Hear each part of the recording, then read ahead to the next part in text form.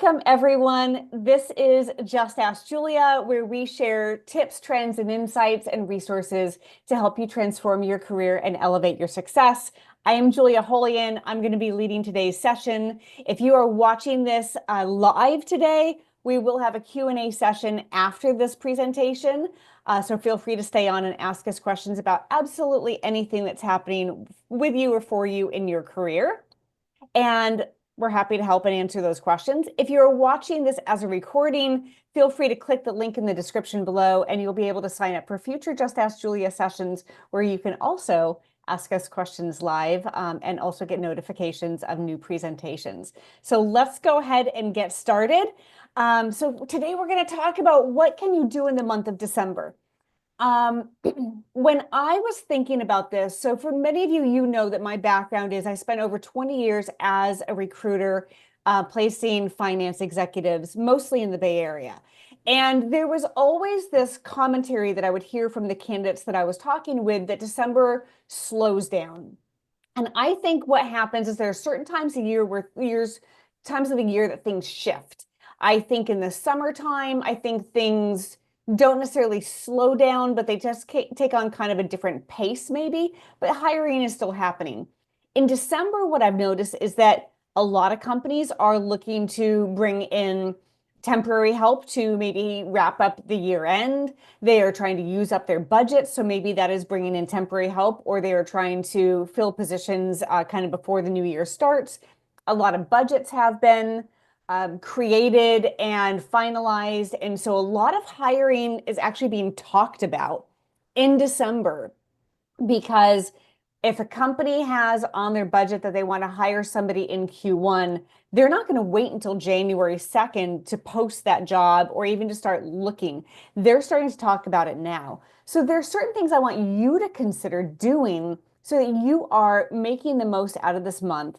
And I don't want to, burden you with like too much activity. So I came up with 7 things that I believe can really make a difference in the next 4 weeks to help you launch into this next year and your job search. So let's start with number 1.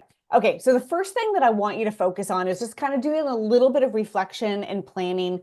I don't think that this is something where you should be taking days. I think this is where you sit down for about an hour and you look at what have you done in this past year and what do you want to do in this coming year. And I know this sounds basic. You probably all have heard this, but let me put a little bit of a different spin on it. I work with a lot of people who are in a job search, and I know a lot of people who've been in a job search for a long time, and they look back and they're like, well, how do I kind of summarize what I have accomplished? I think sometimes we think of accomplishments just from like what we did in a job. And I think you have to look at it bigger than that. When you are in a job search or when you're about to launch a job search, it's not just the work that you did in a job, but what did you do if you were volunteering? Or, how many connections have you made? Or what have you learned? So those accomplishments can be big and they can be small. They can be personal. They can be professional. But I think you got to come up with your wins list. Like, what did I do this year that helped me learn something new or meet somebody new or try something different? And again, it can be personal or professional. So if you painted your den, that can be your accomplishment. And where this might come up for you later and why I want you to think about it, even though it may seem not on the professional spectrum, is that when you're talking to people and you're networking, whether it's now in December or it's even this next year, people are going to ask you, what did you do? And I want you to think of those things. Maybe you finally figured out how to prune your roses and make them really flourish. That may not sound like the business conversation that you want to have, but guess what? You could spark a whole conversation about that with a lot of people. So just think that it could be it could be something personal. It could be something professional. So what were all those accomplishments, big and little, important, unimportant, whatever they are? And then I want you to think of what you want to do this next year. What are those quarterly goals, the monthly goals? What are the things that you want to accomplish? Where do you want to be this time next year? Just start mapping that out, because I know for sure in the conversations that you have when you're networking or when you're interviewing, people are going to ask you, what are you trying to accomplish? What are you looking for? What do you want? So what are those goals? Obviously, if you're in a job search, you want to land, a new job. Well, what does that look like? If you are in a company and you are dissatisfied with what is going on, you want to be able to articulate what is it that's not working for you, and what do you want to see change in that, and what could that look like? And that might be, by the way, a great time to give Liz, my colleague Liz Helton, or myself a call and say, hey, I got to flush this out. Like, I really have to look at what my next year plan is and how I'm going to get there, because I don't really know how to talk to my boss about this, or I don't know how to ask for these projects, or I don't know how to tell somebody that I don't like what I'm doing, or I want to be doing something different. That might be a great time to give us a call. But map out what these goals look like for you coming into this next year.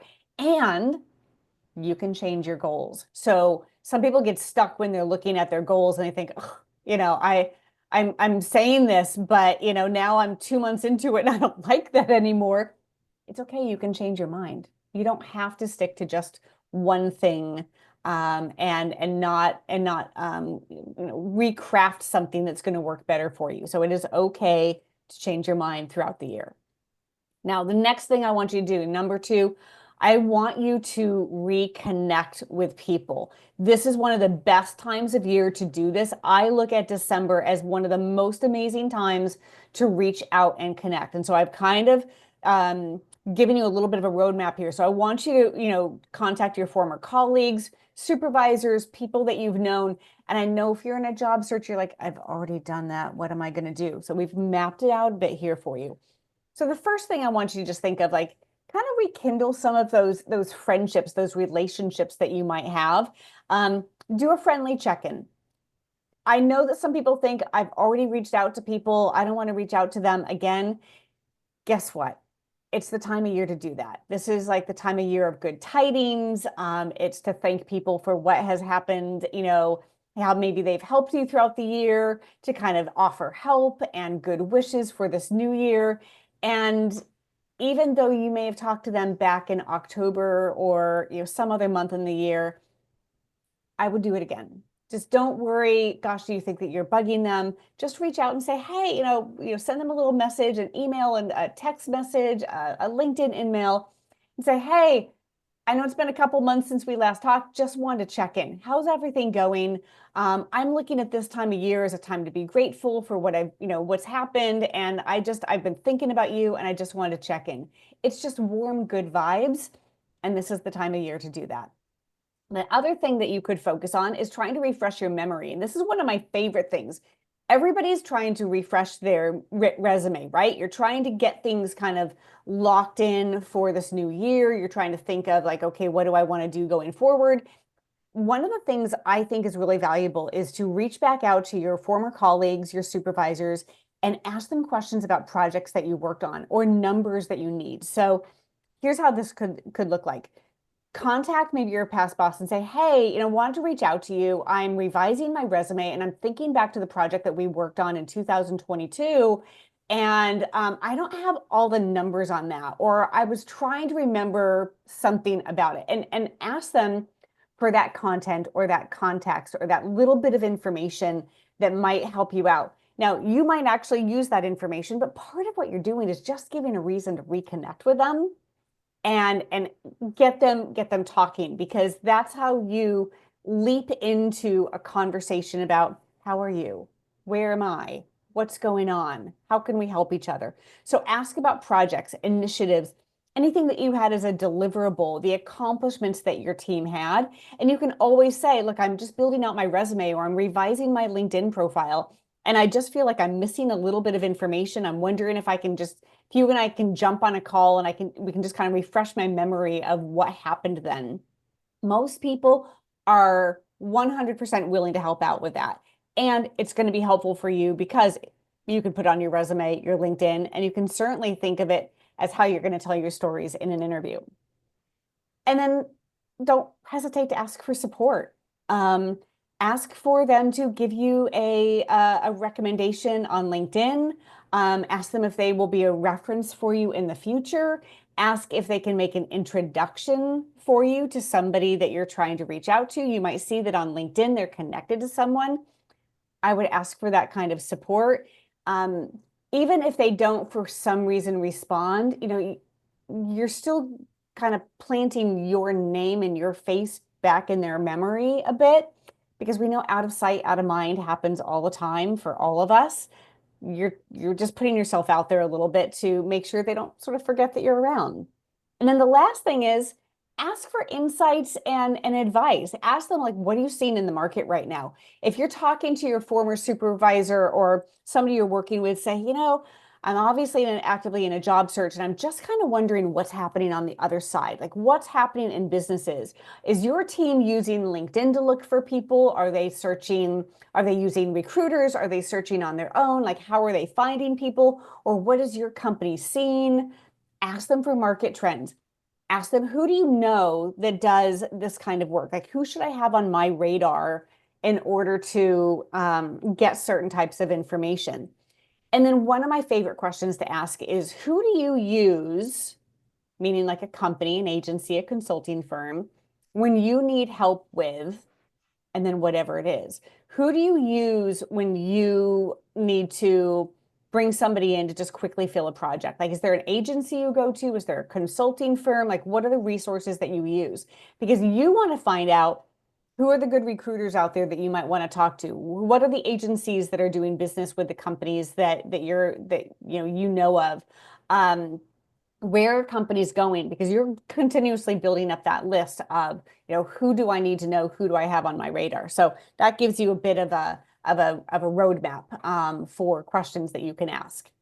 So number three, engage on LinkedIn. I know you hear this from us all the time, but engage on LinkedIn. Align your brand, align with your brand. Make sure that everything you're putting out there is telling LinkedIn the story that LinkedIn needs to see in order to push things your way that are aligned for what you want to do. Absolutely show positivity. I read something the other day on LinkedIn and somebody was kind of complaining about the job market. And there's a way to complain about the job market, but not sound kind of whiny. So just be mindful of your tone. Um, and then whatever you're putting out there, I would say tag the people you know. So here are three things that I think that you could do on LinkedIn that are very positive and they really work for you in the month of December. And that is, first of all, share a favorite work-related story or a job search-related story from this past year. You could say, here I am, it's December, I'm looking back on the year, and let me tell you a story that happened to me that I think would be, it's funny or it would be of interest. Share some story. It's like a year-end story that you're putting out there.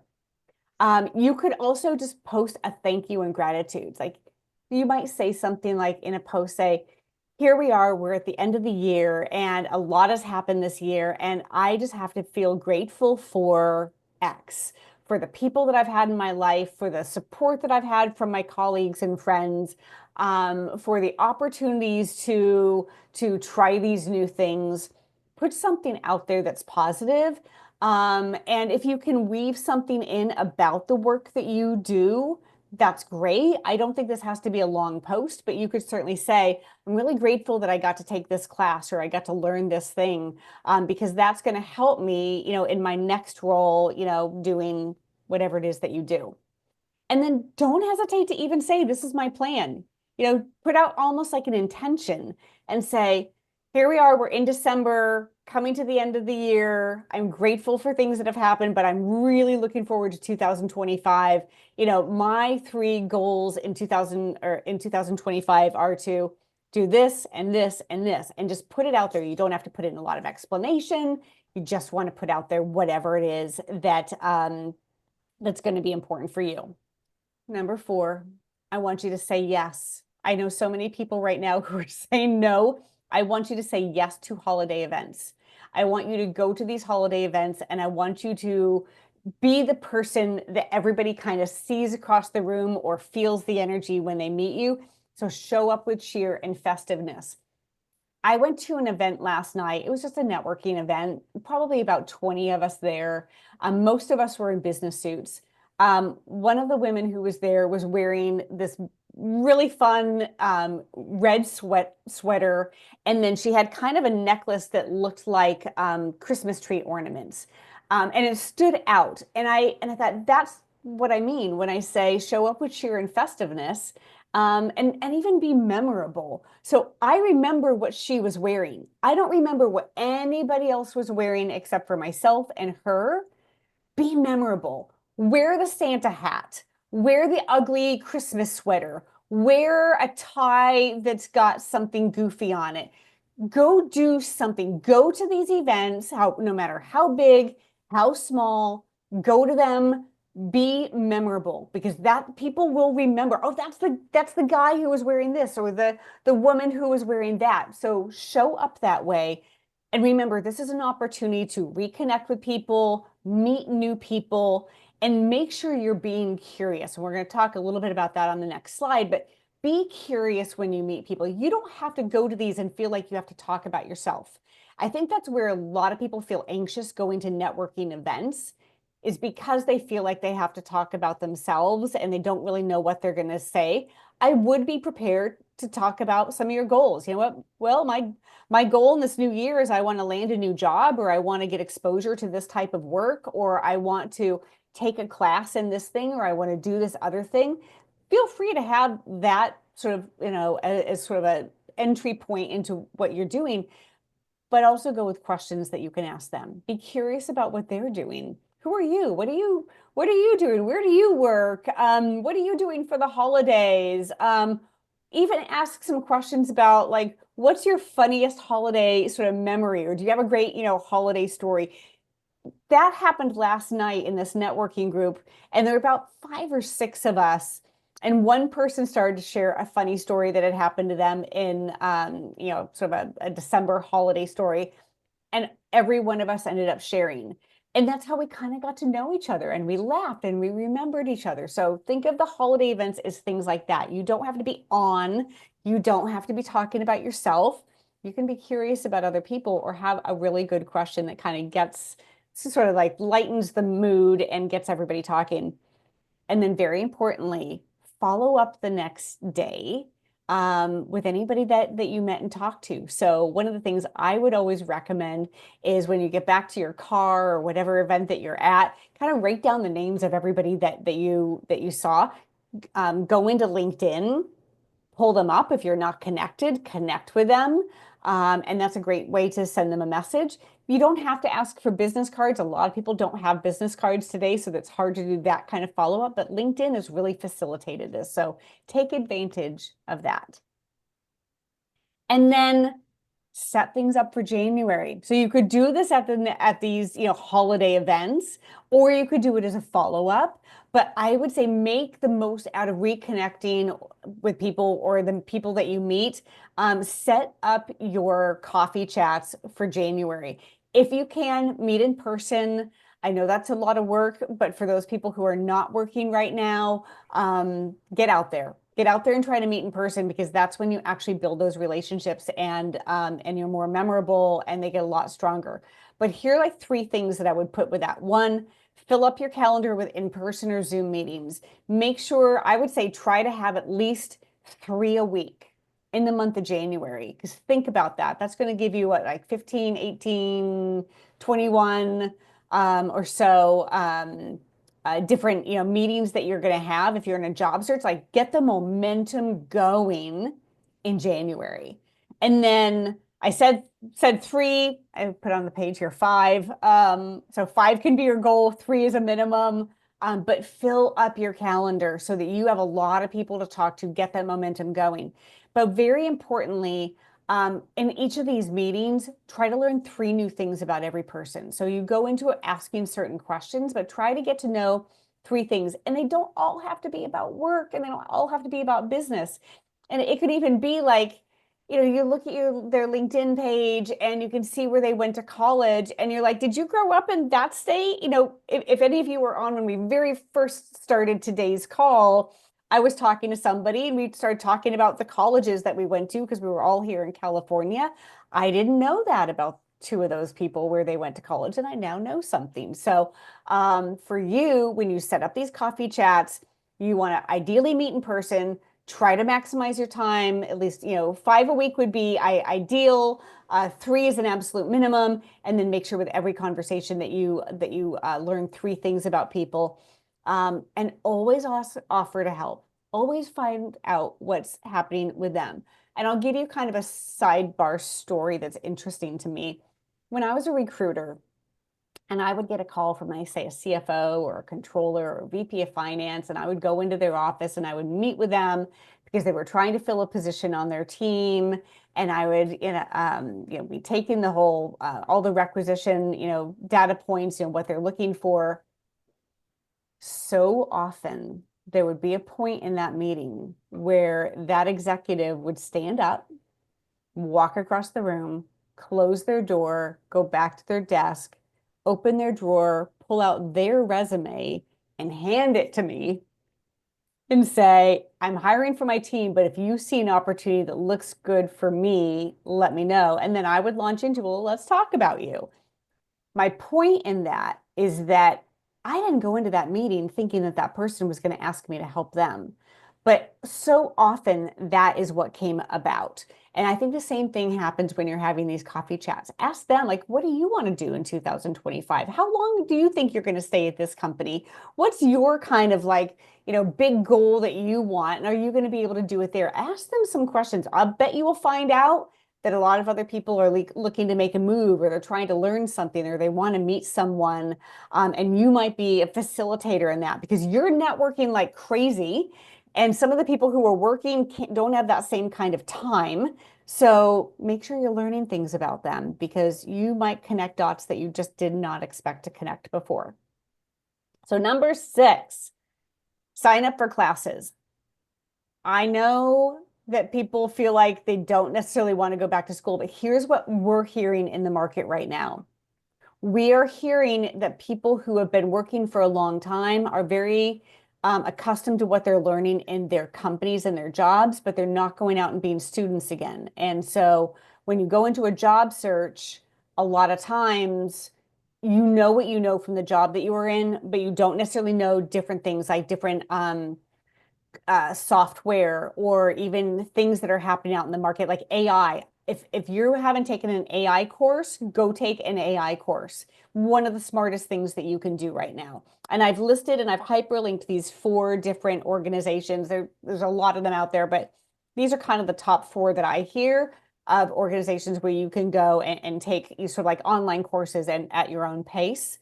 Um, if you are early in your career, what we are hearing is that there's a gap right now when people are coming into new jobs where they maybe have an education, and because of COVID and what they were able to learn or not able to learn, there just hasn't been this sort of acceleration of learning. And unfortunately, it falls on the job seeker or the candidate to go be that student and learn. So we're hearing from companies that they're interviewing people and they're just feeling like they don't feel like they can kind of hit the ground running. They don't know what they don't know. And that's a really hard thing to overcome. So what I would recommend is that for that person who's new in their career, young in the job force, is continue being a student for a long time. Go out and take some classes. Maybe you are looking at graphic design. Maybe you're looking at AI. Maybe you're looking at even like leadership skills. You can put all of these on LinkedIn. Of course, you could do LinkedIn Learning as well if you're on premium. But you can actually put on LinkedIn and under licenses and certifications or in your education that you're taking these courses. Even though you haven't completed them, recruiters might be looking for someone who's taken an AI course or has that kind of a background or graphic design or whatever it might be. Put down what you are studying and learning, and you can always say, graduation date or certification date or completion date, is going to be, March of 2025. Just the fact that you are taking it can really make a difference. And so again, early career, it could be later in your career. I think both audiences really need to look at continuously being a student and learning. All right, number 7. Um, there's a reason why I put polish your resume and LinkedIn last, but this is number 7. I would do this. But if I put this number 1, what I have learned is that a lot of people, when they think of polishing their resume and LinkedIn and they put that first, they end up spending the entire month on that and they don't do 1 through 6. Polishing your resume is like a result of your 1 through 6. So as you're doing all of those things, then add things to your resume as you go. Add things to your LinkedIn profile as you go. But don't make all of that a whole project. If you think your resume is in good shape or your LinkedIn's in pretty good shape, just keep adding to it. If you don't think that they are in good shape, maybe that's when you want to reach out to Liz and me, and we can talk to you about, what you need to do to get that to where you want it to be. Or you go to our YouTube channel and you look at the dozens of previous Just Ask Julia calls that we have posted there where we talk about your resume and LinkedIn. But I would polish it up, continuously polish it up. I think it's one of those things where those two tools, you're never done. You're always working on it. Add in those accomplishments, add in even those goals if you want to from number 1. Make sure that your brand is clear, add those courses that you're taking, and certainly keep increasing your connections. All right. So that ends our slides for today, but just want to make it easy for you. If you want to know more about some of these, the content that we put out and the services that we offer, here are links to our website, to our YouTube channel, and certainly connect with Liz and me on LinkedIn. I know I've mentioned Liz and she's not on today's call, but my colleague Liz Helton, who's amazing, is really at the forefront of understanding how branding works. She writes most of our resumes and LinkedIn, and she's just a wealth of information. So connect with both of us, and we will be your go-to resource for anything that you need in your career.